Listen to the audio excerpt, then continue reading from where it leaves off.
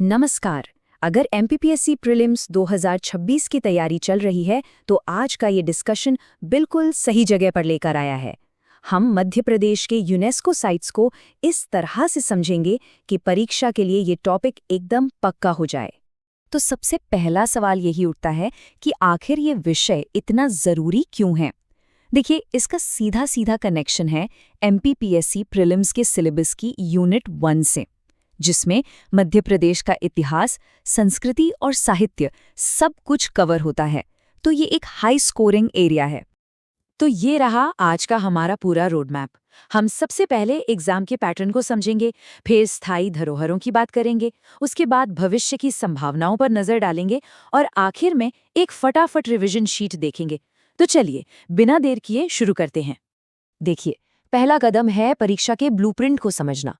बात सिर्फ इन जगहों के नाम रटने की नहीं है, हमें ये समझना होगा कि आयोग सवाल बनाता कैसे है। चलिए देखते हैं कि किस किस तरह के सवाल पूछे जा सकते हैं। देखिए, पैटर्न ना अब बदल रहा है। जो तीसरा टाइप है, यानी करंट अफेयर्स से जुड़ा हुआ, वही सबसे ज्यादा नंबर दिला सकता है। जब भी कोई नई साइट टेंटेटिव लिस्ट मतलब अस्थायी सूची में आती है तो वो अपने आप में परीक्षा के लिए एक हॉट टॉपिक बन जाती है।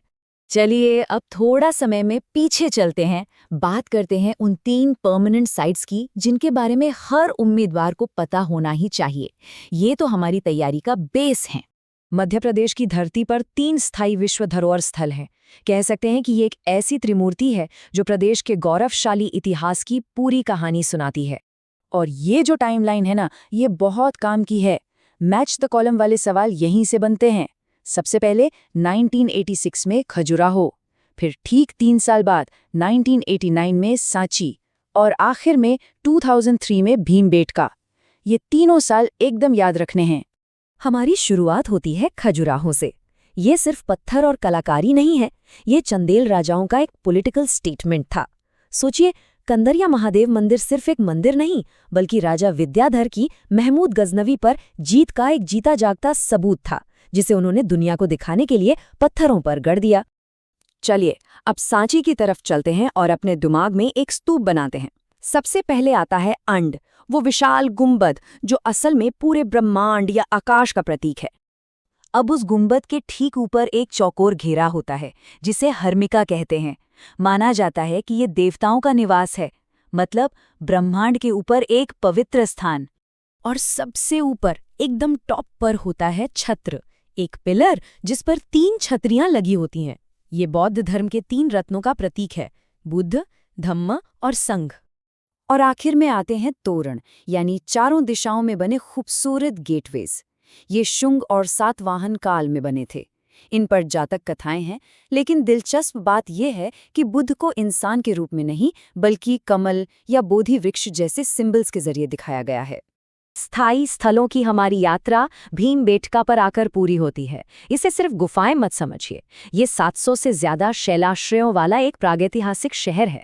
कह सकते हैं कि ये मानव इतिहास की सबसे पुरानी आर्ट गैलरी है, जिसमें हजारों साल का जीवन कैद है। तो परमानेंट साइट्स की बात हो गई। अब आगे बढ़ते हैं और देखते हैं कि भविष्य की विश्व धरोहरें कौन सी हो सकती हैं।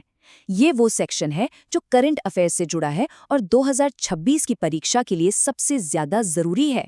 हाल ही में नवंबर 2023 में ग्वालियर को एक बहुत बड़ा सम्मान मिला। उसे यूनेस्को ने सिटी ऑफ म्यूजिक यानी संगीत का शहर घोषित किया है। ये सम्मान सिर्फ किलों और महलों के लिए नहीं, बल्कि इसलिए है क्योंकि ग्वालियर घराना और तानसेन की वजह से आज भी यहाँ की हवाओं में संगीत जिंदा है। अच्छा, अब बात करते हैं टेंटेटिव लिस्ट की एक सबसे अनोखी जगह की, बुरहानपुर का खूनी भंडारा। नाम थोड़ा डरावना लगता है ना? लेकिन ये 17वीं सदी की एक जबरदस्त zero electricity water supply system है। चलिए देखते हैं ये काम कैसे करता है। तो सबसे जरूरी बात ये है कि ये 17वीं सदी का एक इंजीनियरिंग मार्वल है। बिना किसी मोटर, बिना किसी बिजली के, सिर्फ ग्रेविटी के दम पर पानी शहर तक पहुंचता था। ये फारसी कनात तकनीक पर आधारित एक अंडरग्राउंड वाटर मैनेजमेंट सिस्टम है। कमाल है ना? हम सब भीमबेटका के बारे में तो जानते हैं, लेकिन टेंटेटिव लिस्ट में चंबल घाटी की साइट्स भी हैं और माना जाता है कि ये दुनिया का सबसे बड़ा रॉक आर्ट एरिया हो सकता है, मतलब प्रागैतिहासिक कला का एक और भी बड़ा कैनवस। हाल ही में एक साथ कई नए नाम इस लिस्ट में जुड़े गए हैं।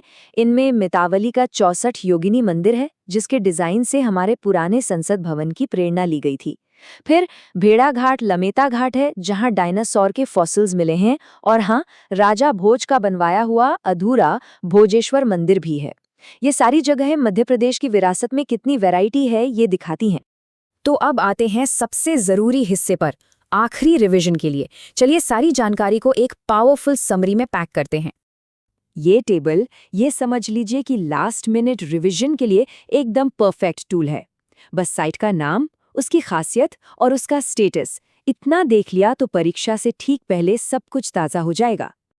ये जगहें सिर्फ इमारतें नहीं हैं, ये अपने आप में महत्वाकांक्षा, विज्ञान और संस्कृति की कहानियां हैं। और राजा भोज के अधूरे मंदिर की तरह ये हमें सोचने पर मजबूर करती हैं कि इतिहास में न जाने और कितनी बड़ी बड़ी योजनाएं समय के साथ कहीं खो गई होंगी।